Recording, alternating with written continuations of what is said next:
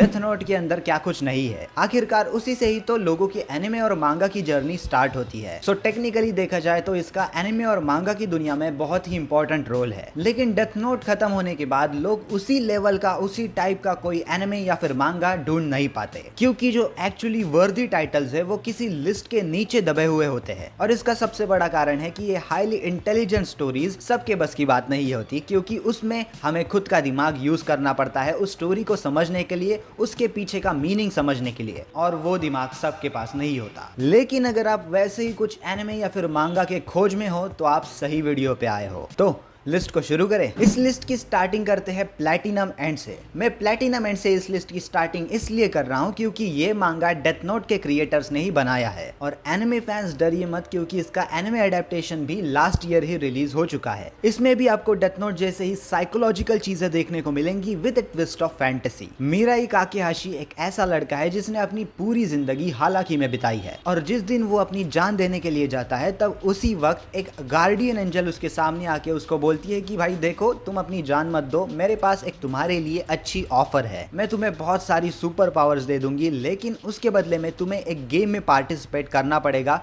For the title of the next God. इस game में बहुत सारे लोग पार्टिसिपेट करेंगे और उनके पास भी अलग अलग सुपर पावर्स होगी, और इस गेम के एंड में बस एक ही आदमी जिंदा बच पाएगा और वो बनेगा नेक्स्ट गॉड। और ये ऑफर सुन के तो मिराई बहुत खुश हो जाता है, क्योंकि वो वैसे भी अपनी जान देने ही वाला होता है, तो why not give it a shot. और वो ऑफर मिराई तुरंत ही एक्सेप्ट कर लेता है, और फिर स्टार्ट होता है मौत का खेल, जहां पर हर एक पार्टिसिपेंट जीतने के लिए कुछ भी कर सकता है। अगला एनिमे है वन आउट्स। आप सोच रहे होंगे कि ये साइकोलॉजिकल थ्रिलर्स एनिमे की लिस्ट में अचानक से स्पोर्ट्स एनिमे कहां से आ गया। ये मैंने इसलिए डाला है क्योंकि ये कोई एरा गेरा स्पोर्ट्स एनिमे नहीं है। इसमें आपको एल और कीरा जैसे बहुत शातिर कैरेक्टर्स मिलेंगे जो कि गेम जीतने के लिए कुछ भी कर सकते हैं। सबसे पहले तो हमारा मेन कैरेक्टर है तोवा तोकुइची, जो कि एक गैम्बलर है, प्रोफेशनल गैम्बलर, और वो एक वन आउट्स टाइप के बेसबॉल गेम में शानदार पिचर होता है। उसके स्किल्स देख के एक आदमी उसको अपने टीम में शामिल कर लेता है, और फिर शुरू होता है साइकोलॉजिकल वन आउट्स का गेम,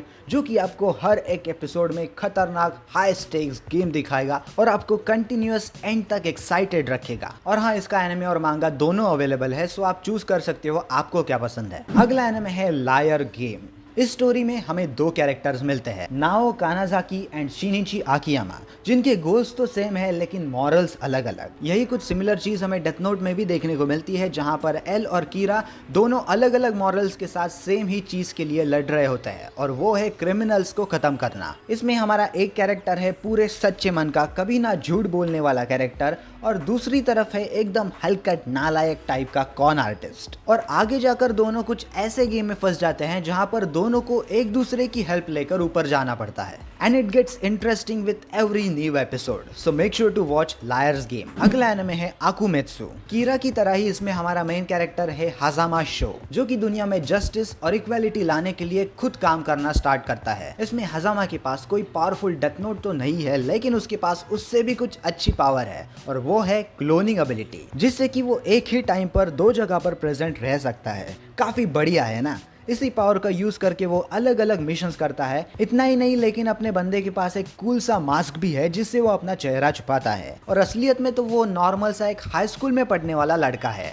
हजामा का गोल है जापान की करप्शन को पूरी तरह से खत्म कर देना, और वो करने के लिए वो किसी भी हद तक जाने के लिए तैयार है। अगला एनिमे है फ्यूचर डायरी। फ्यूचर डायरी के अंदर भी हमें कुछ प्लैटिनम एंड जैसा सीन देखने को मिलता है, जहां पर एक गेम में बहुत सारे लोग फंस जाते हैं, और इस गेम की स्पेशलिटी ये है कि हर पार्टिसिपेंट के पास एक छोटा सा फोन है जिसको फ्यूचर डायरी बोला जाता है। उस फ्यूचर डायरी में उनके साथ अगले कुछ 5 या 10 मिनट में क्या होने वाला है वो लिख के आता है। ये गेम हो रहा है नए गॉड के पोजीशन के लिए, जहां पर हर एक प्लेयर को एक दूसरे को खत्म करना है, मार डालना है, जब तक कि सिर्फ एक आदमी नहीं बच जाता। लेकिन दूसरे प्लेयर्स को मारना इतना आसान नहीं है, क्योंकि हर एक प्लेयर के पास एक फ्यूचर डायरी है जो कि उन्हें अगले कुछ मिनट्स में उनके लाइफ में क्या होने वाला है, उन पे कोई अटैक करने वाला है या नहीं, वो बताती रहती है। हमारा मेन कैरेक्टर युकितेरु अमानो पार्टनरशिप करता है यूनो के साथ, और दोनों मिलके एक एक डायरी होल्डर्स को मारने लगते हैं। क्या होगा इस गेम में आगे जाकर? क्या यूकी और योनो दोनों की पार्टनरशिप एंड तक टिक पाएगी? ये देखने के लिए आप इसका एनिमे देख सकते हो, या फिर मांगा भी अवेलेबल है तो वो भी पढ़ सकते हो। हो। और मुझे अभी अभी एनालिटिक्स के थ्रू पता चला है कि आप लोग जो सारी मेरी वीडियोस देखते हो ना, उनमें से बस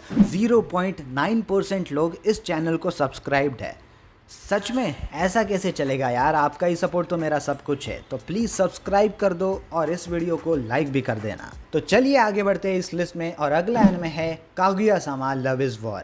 हाँ पता है, वापस से मैंने बहुत अजीब सा जॉनरा का एनिमे इस लिस्ट में डाल दिया है, जो कि है एक रोमांस एनिमे। लेकिन जरा सब्र करो, मैं बताता हूँ आपको डेथ नोट और इसमें क्या सिमिलैरिटीज है। मुझे एक बात बताओ, डेथ नोट फेमस क्यों है? डेथ नोट फेमस है लाइट और एल के बीच में होने वाले साइकोलॉजिकल बैटल्स के लिए। इसमें भी दो कैरेक्टर्स है जो कि एक दूसरे को पसंद करते हैं, लेकिन वो सामने वाले के मुंह से ये चीज पहले कन्फेस कराना चाहते हैं। डेथ नोट में लाइट और एल के गोल सेम है, जो कि क्रिमिनल्स को पूरी तरह से खत्म कर देना। इसमें भी दोनों के गोल सेम है, जो कि है एक दूसरे को अपना प्यार कन्फेस करना। क्यों है कि नहीं सिमिलैरिटी? हाँ, इसमें कोई क्राइम थ्रिलर या फिर सस्पेंस वाली बात नहीं है, लेकिन अगर आपने ये एनिमे एक बार देखना स्टार्ट कर दिया तो आप खुद को रोक नहीं पाओगे, मेरी गारंटी है ये। सो इसे जरूर चेकआउट करना। अगला एनिमे है इरेज्ड। इरेज्ड एक ऐसी सीरीज है जो कि आपको मिस्ट्री, थ्रिलर और सस्पेंस का बहुत अच्छा कॉम्बिनेशन देगी। इसमें हमारे मेन कैरेक्टर्स के पास कुछ भी बुरी चीज होने से पहले टाइम में वापस जाने की पावर्स होती है, जिसकी मदद से वो रोज अलग अलग लोगों की जानें बचाते रहता है। लेकिन एक दिन उसके करीबी इंसान का मर्डर हो जाता है, और उस मर्डर को सॉल्व करने के लिए उसकी पावर्स उसको 17 साल पीछे भेज देती है, मतलब उसके स्कूल के टाइम पे। अभी इसके बचपन का और उसके मर्डर्स का किस तरह से कनेक्शन है,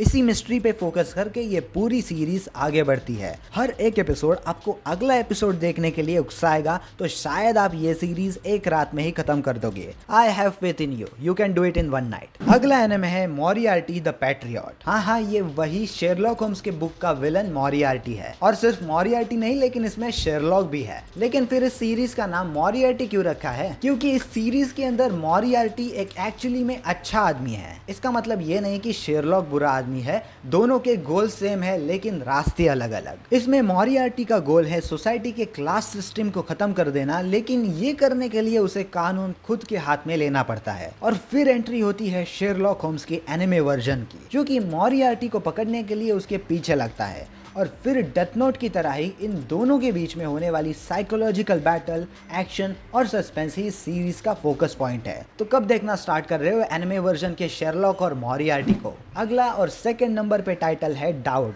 ये भी एक डेथ गेम टाइप का एनिमे है, जो कि फॉलो करता है रैबिट वुल्फ नाम के एक गेम को, जिसमें प्लेयर्स की अलग अलग ग्रुप्स बनाए जाते हैं, जिसमें एक वुल्फ होगा और दूसरे रैबिट्स। अभी पूरे ग्रुप का काम होता है कि अपने ग्रुप में से वुल्फ कौन है इसका पता लगाना, और अगर वो वैसा नहीं कर पाए तो वुल्फ छोड़ के बाकी के सारे प्लेयर्स को मार दिया जाएगा। लेकिन अगर दूसरी तरफ उन्होंने वुल्फ कौन है ये पता लगा लिया तो बस वुल्फ को मारा जाएगा और बाकी के सारे प्लेयर्स की जानें बच जाएगी। काफी सिंपल सी स्टोरी है, सिंपल सा गेम है, लेकिन जैसे आप इसके एपिसोड्स को देखना स्टार्ट करोगे तो काफी अजीब अजीब चीजें इस गेम में आती जाएगी। सब लोग एक दूसरे पे हर एक कदम पे डाउट लेते रहेंगे, which is the anime and मांगास title. इसकी मांगा तो बस 21 चैप्टर्स की है, तो मांगा फैंस आप एक रात में ही या फिर 1-2 घंटे में ही ये मांगा पूरी खत्म कर सकते हो। और finally the last anime and मांगा इज मॉन्स्टर।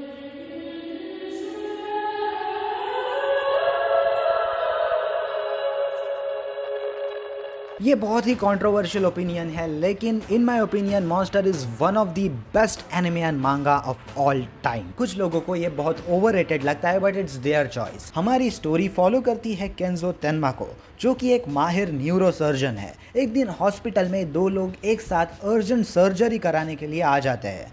एक होता है बड़ा फेमस और पावरफुल इंसान, और दूसरी तरफ होता है एक सिंपल सा कंस्ट्रक्शन वर्कर।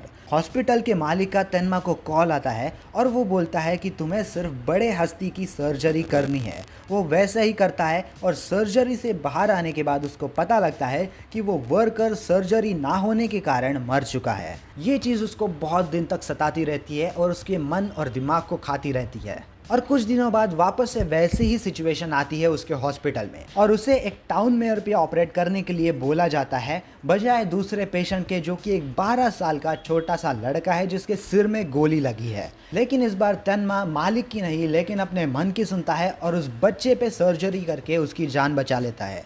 कुछ सालों बाद पता लगता है कि वो लड़का बड़ा होने के बाद एक बहुत ही खतरनाक वाला सीरियल किलर बन चुका है। Now Tenma is responsible for the death of not one but multiple people. At least that's what he feels like. फिर क्या, तेनमा निकलता है अपने एक जर्नी पे जिसमें वो जोहान लीबर्ट यानी कि उस सीरियल किलर को खत्म करना चाहता है. He feels like I am the one who saved him, so I should be the one to kill him. बहुत ही इंटरेस्टिंग एनिमे है, लेकिन इसको समझने के लिए आपके पास थोड़ा सा पेशेंस और दिमाग चाहिए, जो कि हर एक आदमी के पास नहीं होता. लेकिन आपका इस लिस्ट में से सबसे फेवरेट एनिमे या फिर मांगा कौन सा है, ये मुझे कमेंट सेक्शन में लिख के ज़रूर बता देना. और हाँ भाई लोग, अगर ये वीडियो पसंद आई होगी तो इस वीडियो को लाइक कर देना और सब्सक्राइब भी कर देना. और अभी जस्ट बारिश शुरू हो गई है, उसके वजह से थोड़ी ऑडियो क्वालिटी में फ़र्क लगा होगा आपको. कोई बात नहीं, बस आज की वीडियो के लिए इतना ही. Like, subscribe, share, comment and do whatever the fuck you want, and I will see you in the next one. Sayonara.